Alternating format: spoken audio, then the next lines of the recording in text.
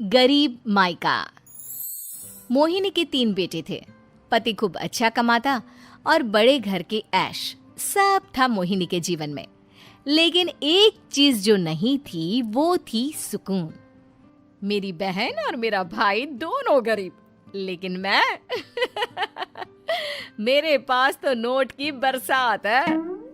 तभी मोहिनी की बहन वीना उसके दरवाजे आ जाती है।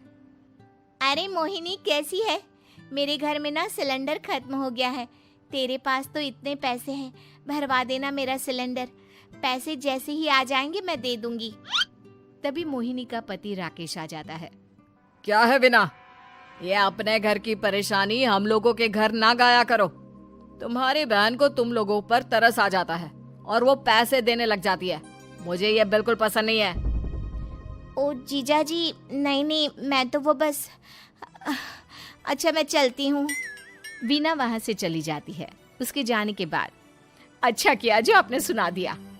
अरे न जाने क्या सोचकर मेरे घर आ जाती है कि जैसे यहाँ तो भंडारा भरा है। अरे कितना तो दे दिया। अच्छा जी, जरा 1000 तो देना। वो बिन्नी दीदी है ना, उनके घर जा रही हूँ। उनका पोता हुआ है तो मुंह दिखाई दे दूंगी। हाँ, उन लोगों के आगे तो शो ऑफ किया करो। वो खुद को बड़ा अमीर शो करते हैं ना, दिखा दे कि तू भी किसी से कम नहीं है।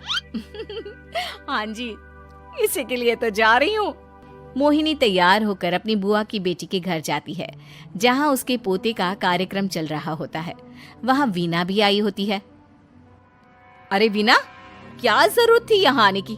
तेरे घर पर गैस नहीं है तो वो भरा लेती। क्या करूँ मोहिनी, बुआ को बुरा लग जाता नहीं जाती तो। वैसे मेरे पास एक जोड़ा बच्चे का कपड़ा रखा था, वही अपनी चांदी के पायल के साथ देने जा रही हूँ। घर पर गैस थी नहीं, सोचा परिवार यहीं खाना खा लेगा, बाकी सुबह का सुबह देखा जाएगा।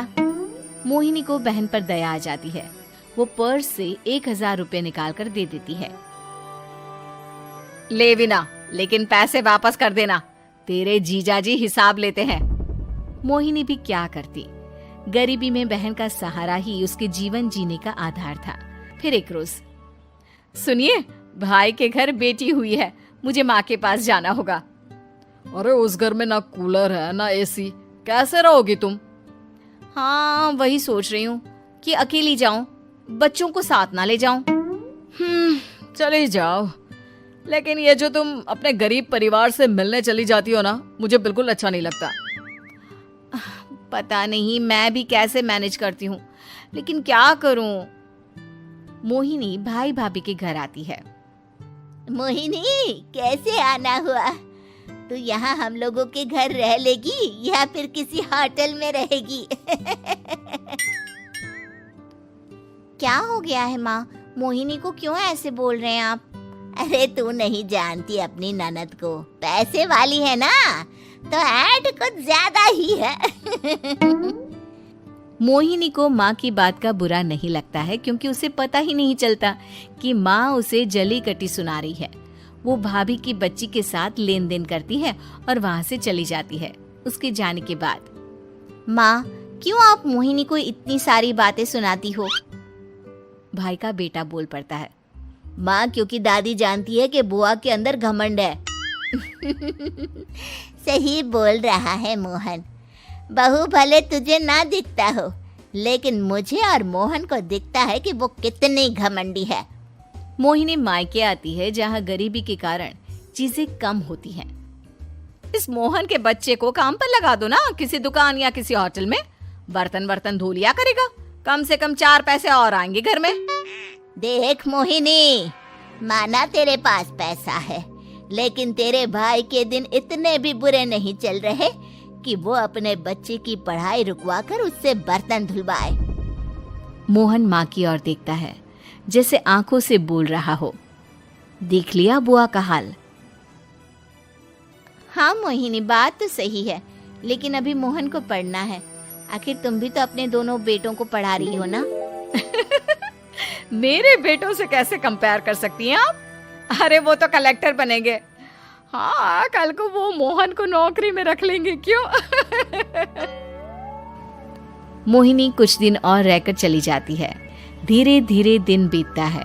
मोहन बड़ा होता है और कड़ी मेहनत से सफल भी हो जाता है। मोहिनी, माँ के जाने के बाद तो तुमने भाई भाभी के घर जाना छोड़ ही दिया, क्यों? वो क्या है ना, उन लोगों का घर छोटा है, मेरे बच्चे जाना ही नहीं चाहते। पर तुझे क्यों अचानक मायके की बात याद आ गई? यार, मेरा तो मायका है, भाई भाभी है, मेरा तो आना जाना लगा ही रहता है। हाँ, क्योंकि तुझे आदत है ना ऐसे छोटे से घर में और कम पैसे में रहने की। वैसे क्या खबर है आजकल मायके की अपने? अब वो घर छोटा और कम पैसे का नहीं रहा, क्योंकि मोहन तो बहुत बड़ा आदमी बन गया है। फिर क्या? मोहिनी भाभी को फोन करती है। मोहन किसी बड़ी कंपनी का मैनेजर हो गया है क्या भाभी? क्या ये सच है? हाँ मोहिनी दीदी, अब तो हम लोगों के गरीबी के दिन कट गए। आपके भाई ने कोई अच्छे कर्म किए होंगे जो हम लोगों का बेटा इतना अच्छा कमा रहा है। देख लो भाभी, पहले भी आपने कई गलतियां की थी, आप थोड़ा संभल कर चलना। भाभी को मोहिनी की बात समझ में नहीं आती कि वो क्या कहना चाहती है। फिर एक दिन वीना मोहिनी से कहती है, मोहिनी, हमारा भतीजा मोहन अच्छा कमा रहा है, क्यों ना मैं अपने बेटे की नौकरी के लिए उससे बात करूं? अरे बुआ का बेटा है, ये सोचकर मदद तो करेगा ना? हाँ हाँ, क्यों नहीं करेगा, उसके बुरे दिन में तो हम भी खड़े थे। मोहन को वीना फोन करती है और अपने बेटे की मदद करने की बात करती है। हाँ हाँ बुआ, क्यों नहीं, आप सिद्धार्थ को भेज दें, मैं अपनी ही कंपनी में उसकी नौकरी करवा देता हूँ। दिन बीतते हैं, अब वीना के हालात भी अच्छे हो जाते हैं। क्या बात है वीना, तूने भी कार ले ली, वो भी इतनी अच्छी? हाँ मोहिनी, अपने भतीजे के कारण तो हम लोगों के दिन अच्छे हो गए। उसने सिद्धार्थ की नौकरी लगवा दी है, वो भी शानदार। ठीक है, लेकिन पैसे ख्याल से खर्च करना।